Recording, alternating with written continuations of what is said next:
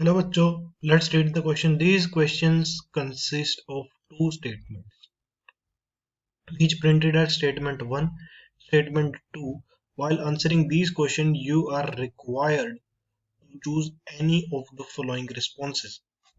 If statement 1 is true but the statement 2 is false. If statement 1 is false but statement 2 is true.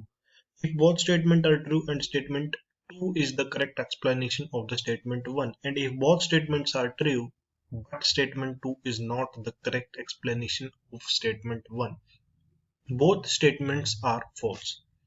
So statement 1 is, in alkaline medium H2O2 react with potassium ferricyanide. Statement 2 is, H2O2 is strong reducing agent. So potassium ferricyanide,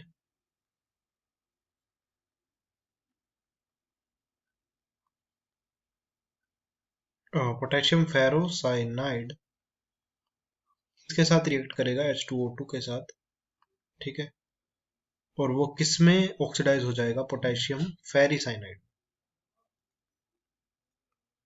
ठीक है।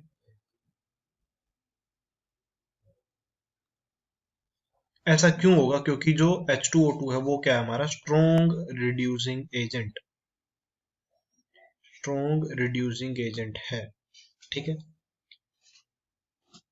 तो इसका answer क्या होगा? दोनों जो हमारी statement है वो करेक्ट है, और जो सेकंड है वो स्टेटमेंट इसकी करेक्ट एक्सप्लेनेशन है। तो answer C, if both statement are true and the statement 2 is the correct explanation of 1, so the answer to the question will be C.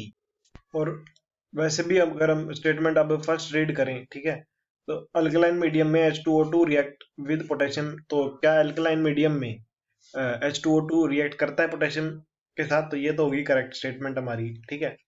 H2O2 string reducing agent है, ये statement भी हमारी correct होगी। और वो क्या इसी वजह से वो रिएक्ट करता है, मतलब H2O2 जो रिएक्ट करता है वो इसी वजह से ही तो रिएक्ट करता है, क्योंकि H2O2 क्या है? एक स्ट्रॉन्ग रिड्यूसिंग एजेंट है, ठीक है। तो क्या हो गया, मतलब सारी की सारी स्टेटमेंट भी करेक्ट हमारी, फर्स्ट स्टेटमेंट भी करेक्ट, सेकंड भी करेक्ट, और सेकंड प्रॉपर इसकी करेक्ट एक एक्सप्लेनेशन है। तो इसी वजह से हमारा आंसर क्या हो जाएगा? हमारा सी आंसर हो जाएगा।